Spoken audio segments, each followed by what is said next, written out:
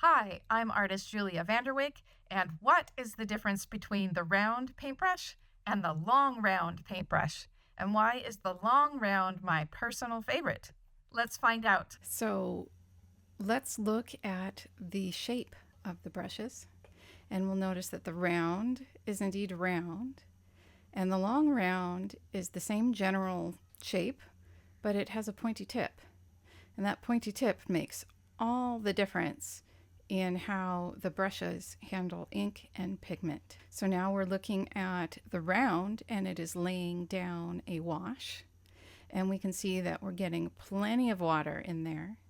And it is pretty easy to drag the pigment all the way down the paper. And the long round, as we see here, it was a little drier. I had to work a little bit harder to keep that bead going at the bottom of the wash.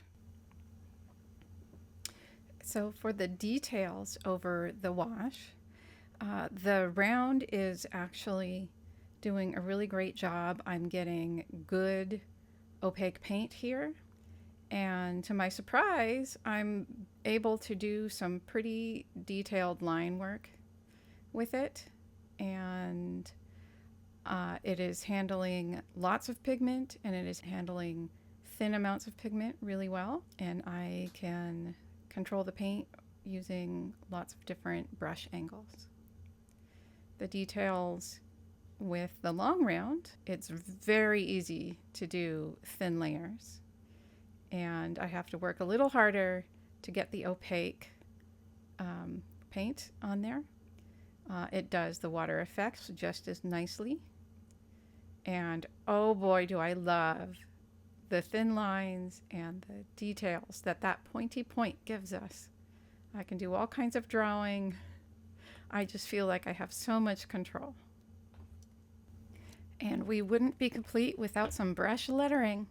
So here I am using Sumi ink and the number 8 round, and I'm finding that the bold and thick and thin are really great with this brush.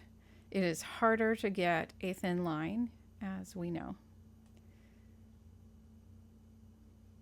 And the long round does thick and thin really well, and it really starts to show my skill or need to practice, because it does that so well.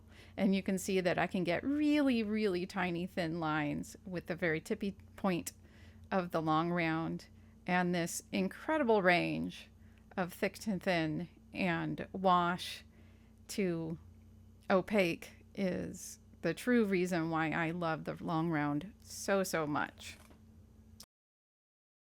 So to sum up, the round is an excellent delivery system of water and pigment to the paper, and I would use this for the most coverage.